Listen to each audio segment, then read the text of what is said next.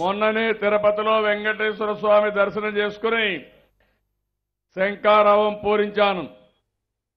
ఇప్పటికి 9వది. తర్వాత కృష్ణా జిల్లాకి ఇక్కడి నుంచి వెళ్తున్నాను. 10 మీటింగులు చూశాను. 37 ఏళ్లు పార్టీని చూశాను. కానీ ఈ రోజు మీరు చూపించే అభిమానం, ఉత్సాహం నా జీవితంలో ఎప్పుడూ చూడలేదు. నిన్న కాకినాడలో నా గొంతు పోయింది. ఈరోజు మళ్ళా గొంతు వచ్చింది. దానికి కారణం మీరు చూపించే అభిమానం. బ్రహ్మాండమైన శక్తి నాకు వస్తా ఉంది. అలెగ్జాండర్ గారు ఒక మాట అంటారు. ఆయన ప్రపంచ విజేత. అన్ని దేశాల్లో ఆ దేశాలపైన యుద్ధం చేసి జయిస్తాడు. అప్పుడు ఒకరు అడుగుతారు కొంతమంది, మీ విజయానికి రహస్యం ఏంటంటే, నాకు 10 లక్షల మంది సైన్యం ఉన్నారు, సురక్షితమైన సైన్యం ఉన్నారు. ప్రతి ఒక్కరు కూడా ఒక్కొక్క అలెగ్జాండర్ అనుకొని ఈ యుద్ధం చేస్తున్నారు.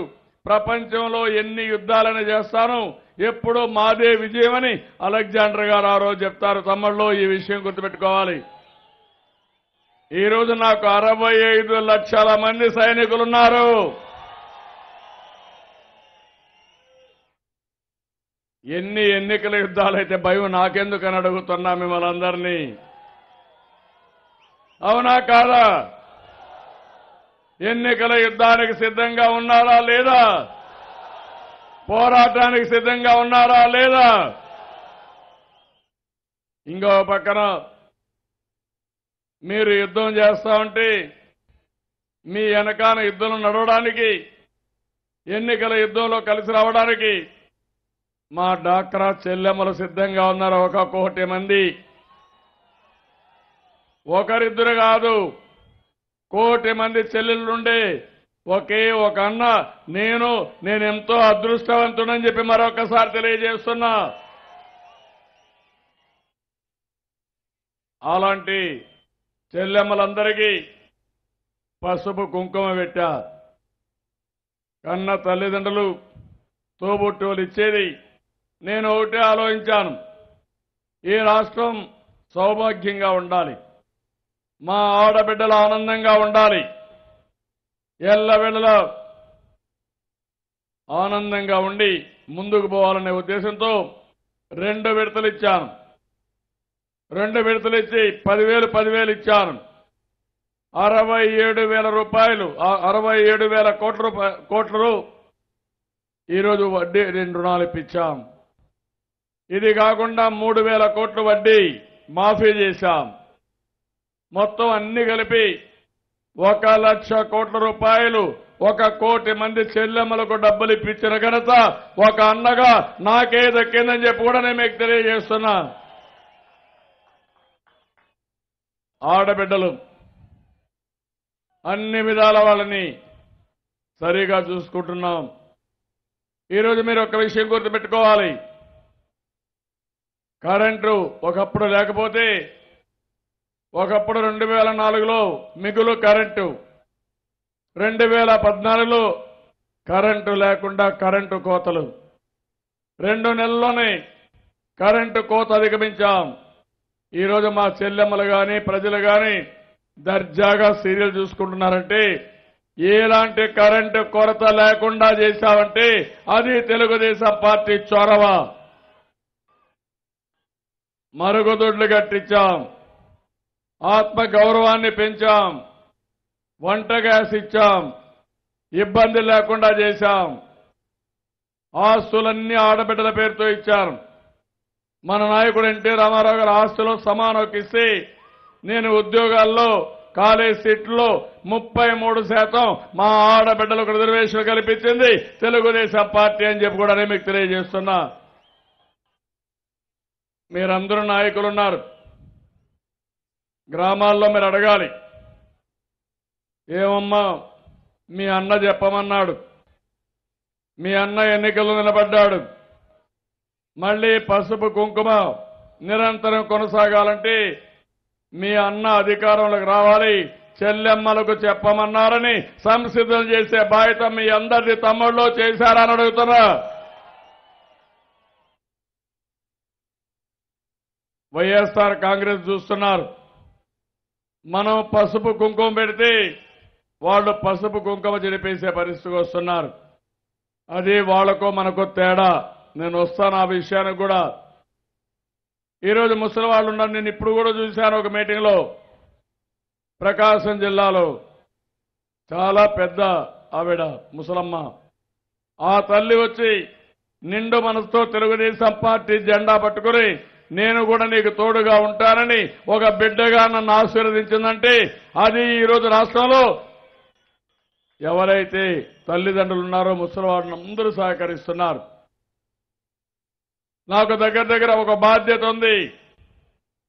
55 లక్షల మందికి వృద్ధులకు కానీ, వితంతువులకు కానీ, ఒంటరి మహిళలకు కానీ, దివ్యాంగులకు పెన్షన్ ఇస్తున్నాను.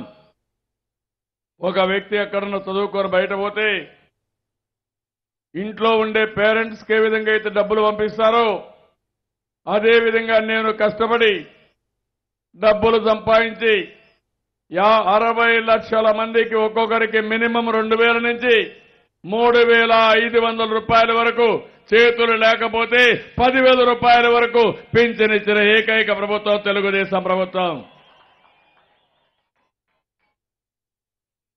ఒక పెద్ద కొడుకు బాధ్యత మానవత్వంతో తీసుకున్నా.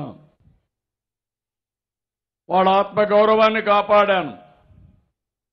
గౌరవప్రదమైన జీవితాన్ని ఇవ్వడానికి నేను ముందుకొచ్చాను. ఈ విషయం మీరు గుర్తుపెట్టుకోవాలి. వాళ్ళకు చెప్పాలి మీరందరూ. మీ పెద్ద కొడుకు చెప్పమన్నాడు. 1 గంట 2 గంటలు మళ్ళీ ఎండలో తిప్పద్దండి వాళ్ళని. వాళ్ళ ఆరోగ్యం దెబ్బతింటుంది.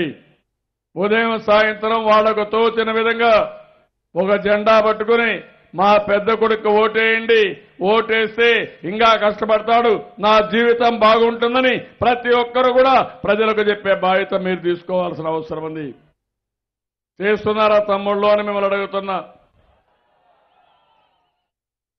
అందరూ మీకు సహకరిస్తున్నారా అని మిమ్మల్ని అడుగుతున్నా. మా చెల్లెమ్మలు మీకు అండగా ఉన్నారా అని మిమ్మల్ని అడుగుతున్నా. నాకు కన్న తల్లి తండ్రి లాంటి తల్లిదండ్రులు మీకు అండగా ఉన్నారా, మిమ్మల్ని ఆశీర్వదిస్తున్నారా అని మిమ్మల్ని అడుగుతున్నా. రైతులున్నారు. వ్యవసాయం పూర్తిగా దెబ్బతినింది. ఆత్మహత్యలు జరిగాయి. కోనసీమ లాంటి ప్రాంతంలో క్రాప్ హాలిడే ఇచ్చారు. నేను ఒకటే ఆలోచించాను. ఒక రైతుగా పుట్టాను, రైతు బిడ్డని.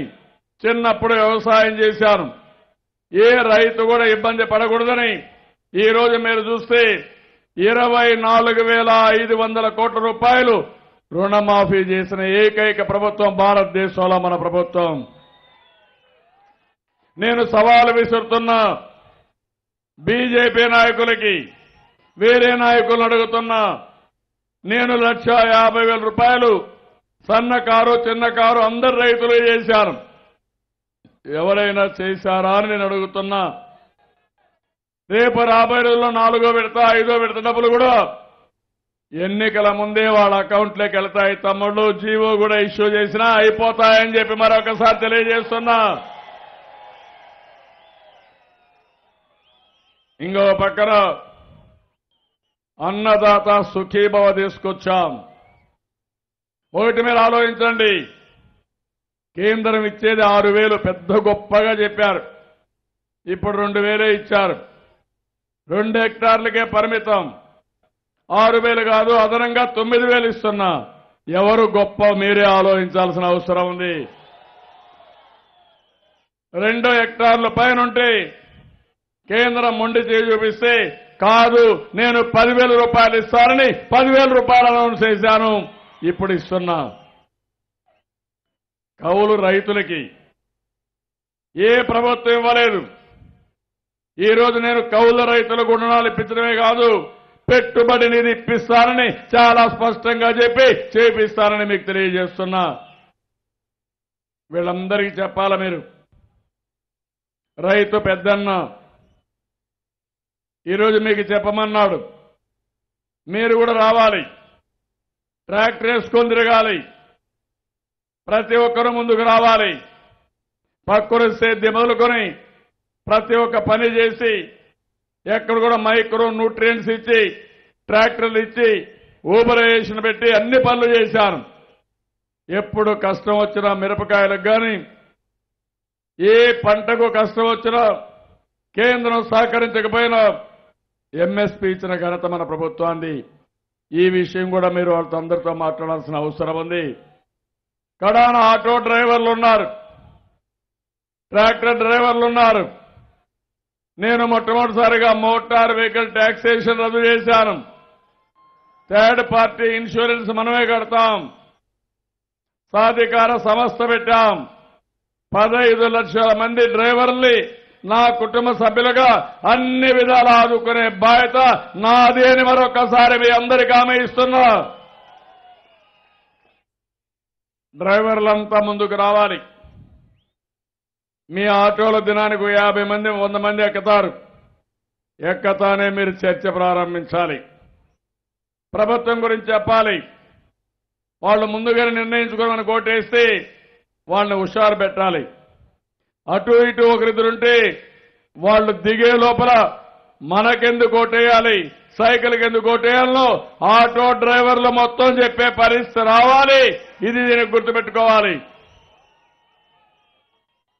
మీరు ఆ పని చేయండి. మీ 15 లక్షల కుటుంబాలని కడుపులో పెట్టుకొని చూసే బాధ్యత నాది అని మరొకసారి డ్రైవర్లందరికీ హామీ ఇస్తున్నా. మనం అందరం డ్రైవర్లమే. మీరు ప్యాసింజర్ని సురక్షితంగా చేరుస్తారు. నేను రాష్ట్రాన్ని సురక్షితంగా ముందుకు తీసుకుపోతున్నా. నేనే డ్రైవర్ నెంబర్ 1.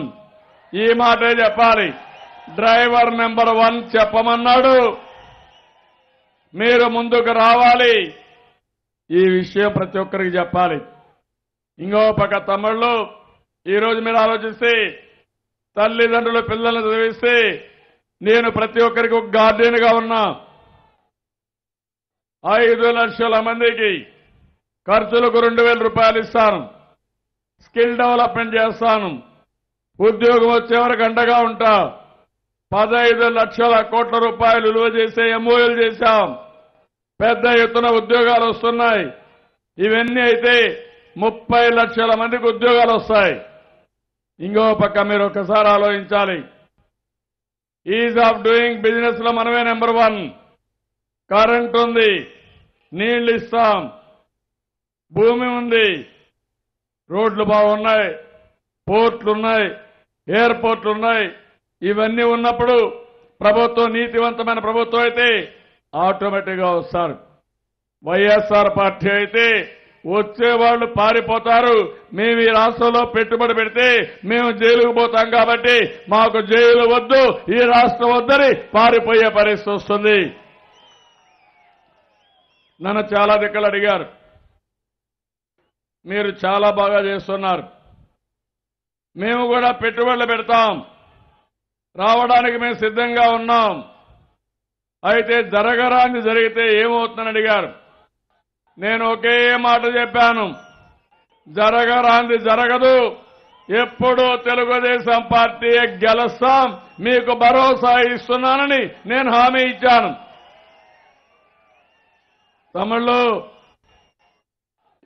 తమిళమ్మా, ఈరోజు మీరు చూస్తే ఒక అతను ప్రేమ్ కన్నన్ అనే ఒక అతని అభిప్రాయాన్ని సోషల్ మీడియాలో పెట్టాడు. చంద్రబాబు నాయుడు ముఖ్యమంత్రిగా ఉండే ఎంత అదృష్టమో. ఈ రాష్ట్రానికి ఒక ఉత్తర భారతదేశంలో ఉండి ఒక యువకుడి అభిప్రాయం 1996లో రాబోయే ఐటీ విప్లవాన్ని పసిగట్టి తనను, తన పరిపాలనను, ప్రజలను, విద్యార్థులను, మేధావులను ఆ రాబోయే విప్లవానికి సన్నద్ధులను చేసి ఆ నిశ్శబ్ద విప్లవంలో రాష్ట్రాన్ని భాగస్వామిగా చేసి ఆ విప్లవ వేగాన్ని ఆ తరం విద్యార్థులు అందుకునేలా చేసి సంపదను సృష్టించి ఆ సంపదతో సంక్షేమాన్ని పంచి ఎందరో రాజకీయ నాయకులకు ఆదర్శప్రాయంగా నిలిచిన నాయకుడు. ఒక బీహార్, ఒక ఒరిస్సా, ఒక జార్ఖండ్, ఒక ఛత్తీస్గఢ్ ఇలా చెబితే ఎన్నో. ఈ రాష్ట్రాలు ఎంత దురదృష్టం చేసుకున్నాయి. రాష్ట్రాలన్నీ సమానమైనప్పుడు ఏపీలోనే ఇంత వేగంగా పరిణామాలు ఎందుకు జరిగాయి? దార్శిక నాయకత్వం వల్లని అని ఒక సాధారణ వ్యక్తి చెప్పిన మాట ఇది.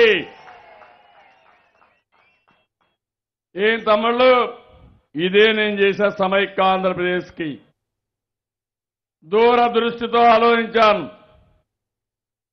ఐటీకి శ్రీకారం చుట్టాను, కాలేజీలు పెట్టాను, హైటెక్ సిటీ కట్టాను.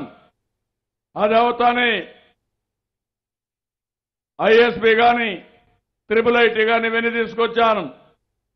మళ్ళీ ఒక ఎయిర్పోర్ట్ కావాలంటే శంషాబాద్లో ఎయిర్పోర్ట్ కట్టాం, రోడ్లు వెడల్పు చేశాం. ఔటర్ రింగ్ రోడ్డు 165 కిలోమీటర్లతో ఔటర్ రింగ్ రోడ్డు చేశాం. కానీ దురదృష్టం, ఆంధ్ర జాతికి మొత్తానికి చేశాం. రాష్ట్ర విభజన జరిగింది. ఈరోజు కట్టుబట్టలతో మళ్లీ రావాల్సి వచ్చింది. ఒకరిద్దరు నన్ను అడిగారు. నిన్న కూడా ఒక ఇంటర్వ్యూ చేసి ఒక పేపర్ చెప్తే వాళ్ళు అడిగారు, మీకు బాధ అనిపించదా? మీరంతా సంపద సృష్టించి ఈరోజు కట్టుబట్టలతో పోయినప్పుడు బాధ అనిపించదంటే నేను ఒకే మాట చెప్పాను. నేను ఆ రోజు తెలుగు జాతి కోసం చేశాను. ఈరోజు విభజన జరిగింది. మళ్లీ నా పైన గురుతరమైన బాధ్యత ఉంది. హైదరాబాద్ కంటే మిన్నగా ఇండియాలోనే కాదు ప్రపంచంలోనే 5 అగ్ర నగరాల్లో ఒక నగరాన్ని సృష్టించే అదృష్టం భగవంతుడు నాకు ఇచ్చాడు. ఆ బాధ్యత నిర్వహిస్తానని చెప్పి వచ్చాను. ఆదాయం లేదు, కష్టాలున్నాయి. బస్సులోనే నా బస్సే నా ఆఫీసు, టెంపరవరీ సెక్రటరియట్, ఇప్పుడు ట్రాన్సిట్ సెక్రటరియట్, రేపు రాబోయే రోజులు సుందరమైన సెక్రటరియట్ నిర్మాణం చేస్తున్నాం. నేను అడుగుతున్నా మిమ్మల్ని, ఏ రోజైనా నేను అధైర్యపడ్డానా అని మిమ్మల్ని అడుగుతున్నా. తమ్ముళ్ళుగా, కుటుంబ సభ్యులుగా ఎవరికైనా కొరత రానిచ్చానా అని మిమ్మల్ని అడుగుతున్నా. ఎవరికి కొరత రానేలేదు. సంక్షేమం అన్ని చేశాను, 1-2 కాదు. దేశంలో ఎక్కడా లేని సంక్షేమానికి శ్రీకారం చుట్టాం. చంద్రన్న బీమా, ఆహార భద్రత, పెళ్లి కానుక, అన్న క్యాంటీన్, విదేశ విద్య, 1 కాదు. ఎవరైనా గర్భిణీ స్త్రీ గర్భం దాల్చినప్పటి నుంచి అన్ని జాగ్రత్తలు తీసుకున్నాను. చనిపోయిన తర్వాత గౌరవప్రదమైన వీడ్కోలు ఇవ్వడానికి శ్రీకారం చుట్టాం. అది మనం చేసిన పని. తెలంగాణ ధనిక రాష్ట్రం, 54% ఆదాయం. నేను సవాలు విసురుతున్నా. మీరు పసుపు కుంకుమ ఇచ్చారా? మీరు 1,50,000 రూపాయలు రైతు రుణాలను మాఫీ చేశారా? యువతకి నిరుద్యోగ భృతి ఇచ్చారా? లేకపోతే అన్నా క్యాంటీన్ మనం పెట్టారా? ఏం చేశారో చెప్పమని ఈ సభ ద్వారా తెలంగాణ ప్రభుత్వాన్ని సవాలు విసురుతున్నానని చెప్పి నేను మీకు తెలియజేస్తున్నా. మీరు చేసింది అన్ని రాజకీయ పార్టీల్లో ఉండే ఎమ్మెల్యేలు లాక్కున్నారు, మన వాళ్ళు కూడా లాక్కున్నారు, బెదిరించారు, భయపెడుతున్నారు. నిన్న నన్నే మాట్లాడుతున్నాడు. మళ్ళీ చూశారా తమ్ముళ్ళు, ఆయన మాట్లాడతాడు. ఆంధ్రప్రదేశ్లో ఆయన వచ్చేది చేస్తాడంట. నేను భయపడుతున్నానంట. నేను అడుగుతున్నా, కేసీఆర్ గారు మీరు ఎక్కడి నుంచి ఊడిపడ్డారో అని అడుగుతున్నా. ఆకాశం నుంచి మీదవని పనిచేసేవాడు అవునా కాదా? ఇదే మరి మన మీటింగ్లకు వచ్చేవాడు అవునా కాదా? నా దగ్గర పనిచేసేవాళ్ళే నువ్వు ఇంత పౌరుషంగా మాట్లాడితే నిన్ను పైకి తెచ్చిన నేనెంత పౌరుషంగా మాట్లాడాలో ఒక్కసారి గుర్తుపెట్టుకోవాలి. గౌరవంగా ఉంటే గౌరవిస్తా, చిన్నవాడైనా గౌరవిస్తా, అది నా సంస్కారం. కానీ అవమానం చేయాలని, పెత్తందారి వ్యవస్థగా తయారు కావాలని, దాదాగిరి చేయాలనుకుంటే కబద్దార్ జాగ్రత్తగా ఉండండి. మీ ఇంటికి మా ఇల్లు ఎంత దూరమో మా ఇంటికి మీ ఇల్లు కూడా అంతే దూరం అని మరొకసారి తెలియజేస్తున్నా. ఎందుకంటే ఇక్కడ ఒక కోడికత్తి పార్టీ ఉంది. కుట్ర కుతంత్రాలకు మారు పేరు ఆ పార్టీ. హత్యల్లో కూడా ఎక్స్పర్టైజ్ చేశారు.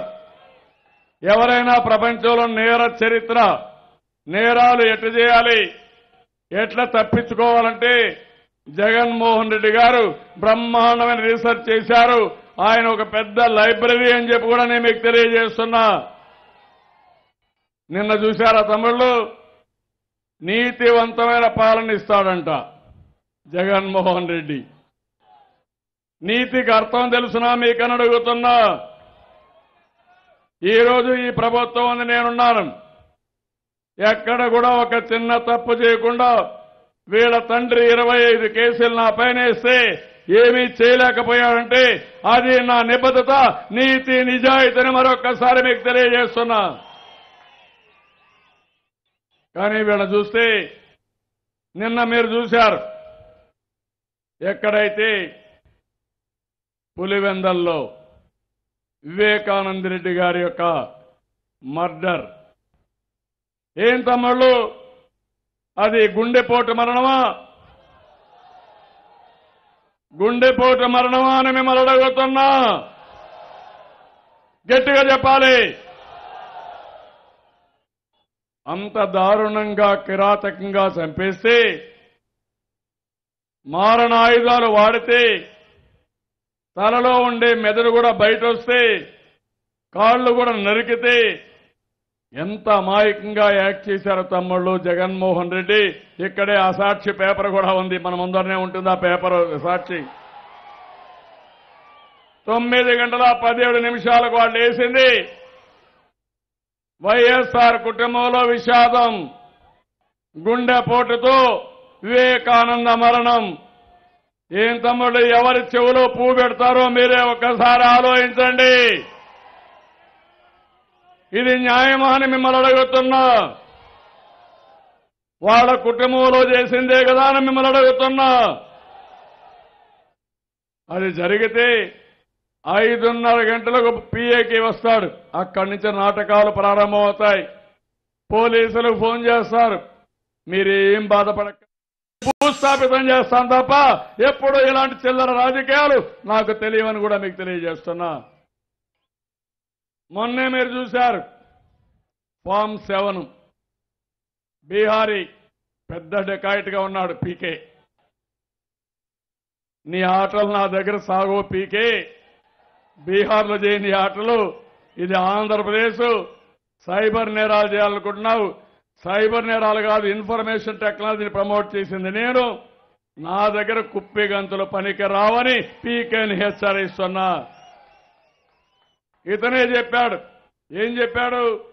నేనే ఇమ్మన్నాను ఫామ్ 7 అంటే పిల్లలు పాపం అమాయకులుంటే వాళ్ళ పేరుతో పెట్టి ఫామ్ 7 ఇచ్చి జైలుకు పంపించి నేరాల్లో తర్పీ తీపిస్తాడు. తమ్ముళ్ళు ఉండాలి. ఎవరక్కడ? ఇప్పుడు మీరు చూస్తే ప్లేస్ గమనండి. ఇప్పుడు మీరు చూస్తే పేరు తెలుగుదేశం పార్టీ. ఎవరైనా ఒక లైను లక్ష్మణ రేఖ క్రాస్ అయితే కఠినంగా చర్యలుంటాయి తప్ప ఎవరు, నేను అన్ని విషయాలు వింటాను, నిర్ణయాలు చేస్తాను. లక్ష్మణ రేఖ ఎవరు దాటడానికి వీల్లేదని మరొకసారి తెలియజేస్తున్నా. ఈరోజు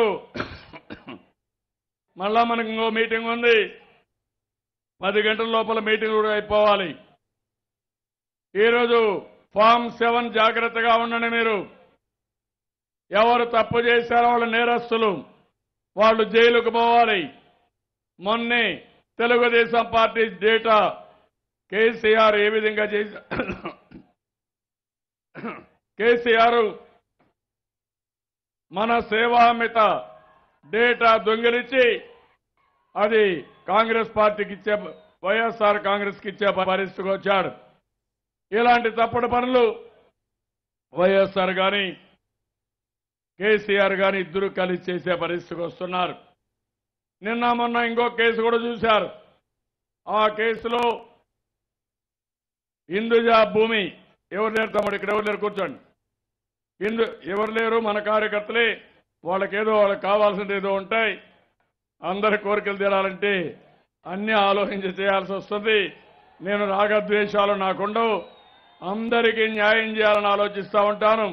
గెలిచే అభ్యర్థులు పెట్టాలని 1కి 100 సార్లు ఆలోచించి అభ్యర్థులు ఎంపిక చేసిన party Telugu Desam party. YSR Congress party ఆక్షన్లో బిడ్డింగ్ లో సీట్లు ఇచ్చిన పార్టీ ఆ పార్టీ. ఆ విషయం మీరు గుర్తుపెట్టుకోవాల్సిన అవసరం ఉంది. ఆ హిందూజా ల్యాండ్ లో 100 ఎకరాలు పర్మిషన్కి 10 ఎకరాలు లావాదేవీలు పెట్టుకుని డబ్బులు హిందూజా ఇచ్చి ఆ డబ్బుల్ని మళ్ళా హిందూజాకు పంపించి భూమి మాత్రం కొట్టేసే పరిస్థితికి వచ్చారు. ఇలాంటివన్నీ కూడా వీళ్ళు చేసే పరిస్థితికి వచ్చింది. ఈరోజు ఇంకో పక్కన నేను మిమ్మల్ని అందరినీ ఇప్పుడు కోరుతున్నాను. ఈరోజు నేను చూశాను, చాలా దుర్మార్గం. కేసీఆర్ అంటున్నాడు మనల గురించి, ప్రత్యేకంగా నన్ను గురించి 3000 సార్లు నేను తిట్టానని. ఏం తమ్ముడు నాకు తిట్టడం తెలుసా? బూతులు ఎప్పుడన్నా వాడతానా? భాష ఎప్పుడన్నా మారుతుందా? గౌరవప్రదంగా ఉంటుందా లేదా అని మిమ్మల్ని అడుగుతున్నా. అదే కేసీఆర్ మాట్లాడే మాటలు మీరు విన్నారు కదా, అసభ్యంగా ఉన్నాయా లేదా? ప్రజలను రెచ్చగొట్టే విధంగా ఉన్నాయా లేదా? మనం కూడా మరి రెచ్చగొడితే కేసీఆర్ ఎక్కడుంటాడని నేను మిమ్మల్ని అడుగుతున్నా. ఏమన్నాడు చూడండి, ఆంధ్రోళ్ళు రాక్షసులు, మన రాక్షసులు ఆ తమ్ముళ్ళు. ఇంకో పక్క పేడ బిర్యానీ, మనం తినేది పేడ బిర్యానీ. ఈయన మాట్లాడతాడు, ఉలవ చేరు మా దగ్గర పశువులు తింటాయి, పశువులు పెడతాం.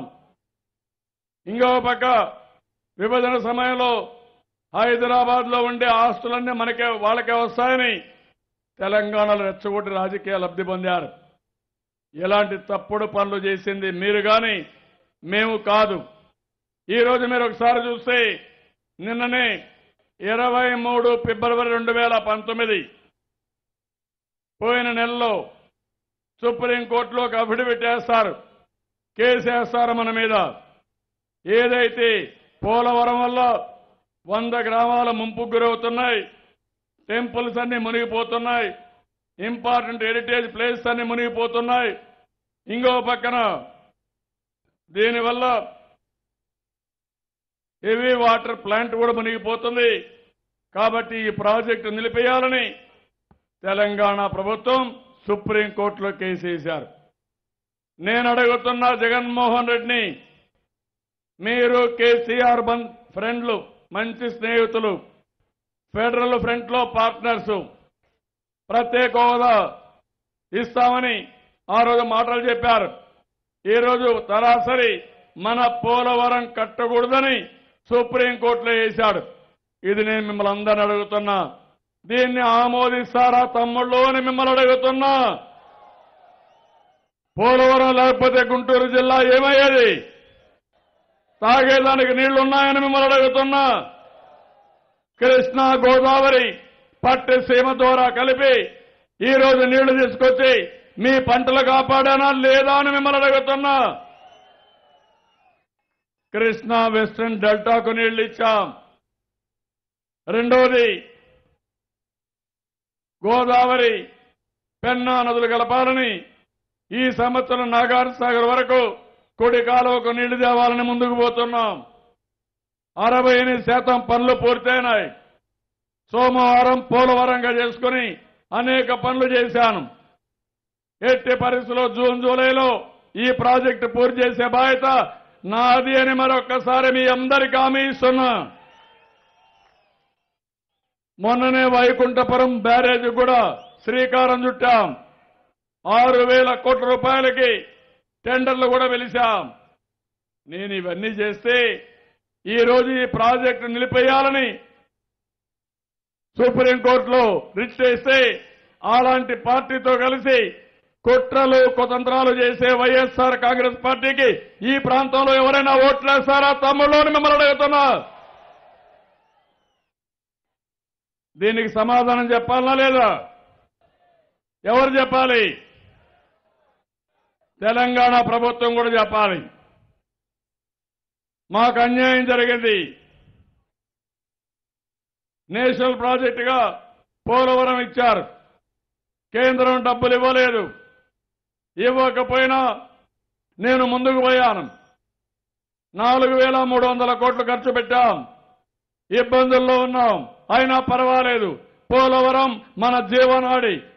నేను ఏ విధంగా అమరావతికి ప్రాధాన్యత ఇచ్చానో పోలవరానికి నదుల అనుసంధానానికి అదే ప్రాధాన్యత ఇచ్చా.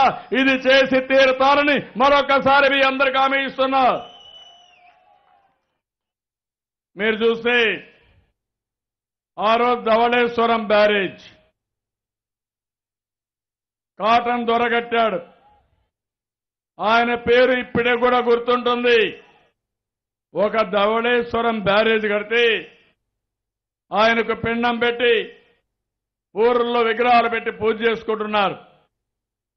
భగీరథ ప్రయత్నం చేసి గంగను భూమి మీద తీసుకొస్తే ఇప్పుడెప్పుడు భగీరథ ప్రయత్నంగా గుర్తుపెట్టుకుంటాం. దేశంలో ఎక్కడా నదుల అనుసంధానం జరగలేదు. 2 నదుల అనుసంధానం చేసి మిమ్మల్ని కాపాడిన పార్టీ ఈ తెలుగుదేశం పార్టీ, తెలుగుదేశం ప్రభుత్వం. నదుల అనుసంధానానికి శ్రీకారం చుట్టాను. వంశధార, నాగావళి, గోదావరి, కృష్ణ, పెన్న, చిన్న పెద్ద అన్ని నదుల అనుసంధానం చేస్తాను 5 ఏళ్లలో. కరువు అనే మాట ఈ రాష్ట్రంలో ఉండడానికి వీలు లేదు. ప్రతి ఎకరాకు నీళ్లు ఇస్తా. నాకు మీ దగ్గర నుంచి కావాల్సింది దుర్మార్గంగా వాళ్ళు ఏమాత్రం అధికారం లేకపోయినా మన మీద కోర్టులో కేసు వేశారంటే వాళ్ళకు సహకరించే విధంగా ఇక్కడ ఒక పార్టీ కోడికత్తి పార్టీ పనిచేస్తా ఉందంటే ఎంత బాధేస్తుందో మీరే ఆలోచించండి. మీరు సహకరించరు. మన రాష్ట్రానికి ద్రోహం చేసే వాళ్ళతో కలుస్తారు. మీ కేసుల కోసం కుట్రలు పంతారు. మన వాళ్ళు దెబ్బతీయాలని మీరు ప్రయత్నం చేస్తున్నారు.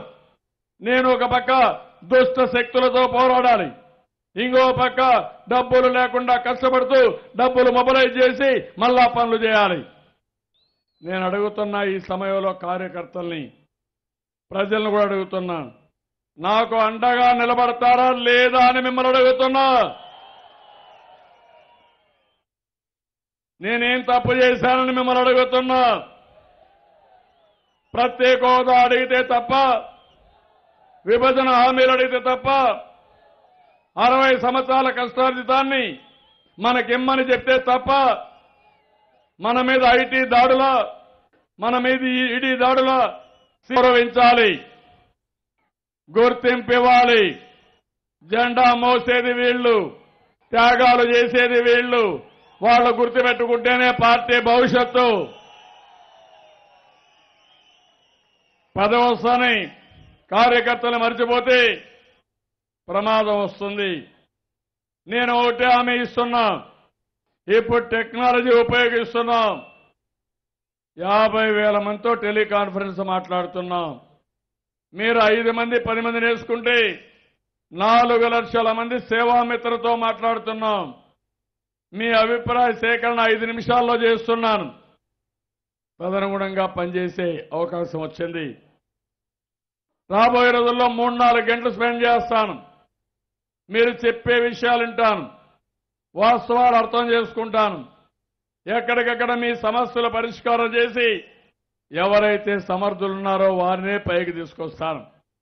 మీరు ప్రజల కోసం పనిచేయండి, మీకోసం నేను పనిచేస్తానని మరొకసారి మీ అందరికీ వాగ్దానం చేస్తున్నా. చేస్తారా అని మిమ్మల్ని అడుగుతున్నా. మళ్ళీ నమ్మకమేనా అని మిమ్మల్ని అడుగుతున్నా. అదే సమయంలో ఇంకోటి అడుగుతున్నా మిమ్మల్ని, 17 అసెంబ్లీ సీట్లు గెలిపించేదానికి సిద్ధంగా ఉన్నారా తమ్ముళ్ళు అని మిమ్మల్ని అడుగుతున్నా.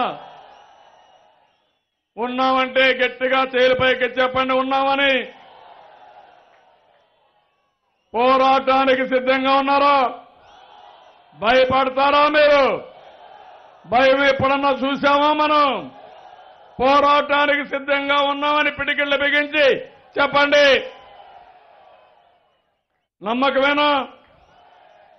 తమ్ముళ్ళు, ఈ రాష్ట్రం కోసం మత సామరస్యాన్ని కాపాడాలనుకున్నాను. హైదరాబాద్లో కర్ఫ్యూ లేకుండా చేశాను. తీవ్రవాదులపైన నేను ఒకటే చెప్పాను, తీవ్రవాద సమస్య ఉండకూడదన్నాను. అదే మాదిరిగా ముఠాలు లేకుండా ఉండాలి, ముఠాలు లేకుండా చేయాలని ముందుకు పోయాను. రౌడీజం లేకుండా చేయాలని ముందుకు పోయాను. దాంతో కోప్పడి నా మీద 24 క్లేమోర్ మైన్స్ తిరుపతిలో అలిపిరి గేటు దగ్గర నా మీద ప్రయోగించారు. సాక్షాత్ వెంకటేశ్వర స్వామి నన్ను కాపాడాడు తప్ప ఇంకోటి కానీ కాదు. నేను ఎక్కడా భయపడను. ఆ సమస్య లేదు. ఎవరైనా ప్రజలకు సమస్యలు సృష్టించాలంటే, అభద్రతా భావాన్ని సృష్టించాలంటే ఖబర్దార్ జాగ్రత్తగా ఉండండి. ప్రతి ఒక్కరికి ఒక కవచంగా నేనుంటా, వాళ్ళని కాపాడుకుంటానని మరొకసారి హెచ్చరిస్తున్నా. ఇక్కడ మీ దగ్గర నుంచి నాకు కావాల్సింది, ఈ రోజటి నుంచి ప్రతి ఒక్క కార్యకర్త, ప్రతి ఒక్క బూత్ కమిటీ కన్వీనరు ఒక బొబ్బిలి పులిగా తయారు కావాలి, ఒక కొండవీటి సింహంగా తయారు కావాలి, పోరాట వీరులుగా ముందుకు పోవాలి. ఎన్నికల యుద్ధం గెలుపు మనది. ఎవరు మన శక్తికి అడ్డుకోలేరు. గెలుస్తాం కానీ అన్ని సీట్లు గెలవాలి. ఏమీ చేయని తెలంగాణలో అన్ని సీట్లు వస్తే అన్ని చేసిన మనకు తెలంగాణ ముఖ్యమంత్రి ఎప్పుడన్నా బయట వచ్చాడా తమ్ముళ్ళు అని అడుగుతున్నా. ఎక్కడన్నా పోయి ₹1 పెట్టుబడి అడిగాడా? ఎక్కడన్నా సెక్రటరియట్ పోయాడా? 24 గంటలు రోడ్డు మీదనే ఉన్నా. నేను 24 గంటలు క్షేత్రస్థాయిలో ఉన్నా. అన్ని పనులు చేశా. అడిగే హక్కు నాకుందా లేదా అని అడుగుతున్నా. కష్టానికి శ్రమకు ప్రతిఫలం ఇమ్మని, కూలి ఇమ్మని ప్రజలు అడుగుతున్నా. ఈ ఎన్నికలు రాజకీయ ఎన్నికలు కాదు, భావి తరాల భవిష్యత్తు ఎన్నికలు, రాష్ట్ర భవిష్యత్తుకు సంబంధించిన ఎన్నికలు. ఈ రోజు మనం చేసిన పనులు మళ్లీ కొనసాగాలంటే తెలుగుదేశం పార్టీ అధికారంలోకి రావడం ఒక చారిత్రక అవసరం అని మరొకసారి మీ అందరికీ తెలియజేస్తున్నా. దానికి మీరు నాయకత్వం వహిస్తున్నారు, లబ్ధిదారులు మీకు సహకరిస్తున్నారు. అందరం కలిసి ముందుకు పోతున్నాం. తిరుగులేని మెజారిటీ 25 పార్లమెంట్లు గెలవాలి. 175కి 150+ కాదు, అన్ని గెలిస్తే నేనెంతో ఆనందంగా ఉంటానని మరొక్కసారి తెలియజేస్తున్నా. మీరు ప్రజలకు చెప్పాలి. మీరే అభ్యర్థులు. ఇప్పటి నుంచి అభ్యర్థులు ఉంటారు, వాళ్ళ పేర్లు చెప్పండి, గుణగణాలు చెప్పండి. కానీ మీరు చెప్పాల్సింది, పార్టీ అధ్యక్షులు చెప్పారు, మనమే అభ్యర్థిగా గెలిపించుకోవాలి. ఆయన పెట్టిన అభ్యర్థులు వీళ్ళందరూ. కాబట్టి మీరు గెలిపిస్తే ఆయనే మనకు అండగా ఉంటాడు. ఎంత బలమిస్తే అంత పెద్ద ఎత్తున పనులు చేస్తారని మీరు చెప్పాల్సిన అవసరం ఉంది.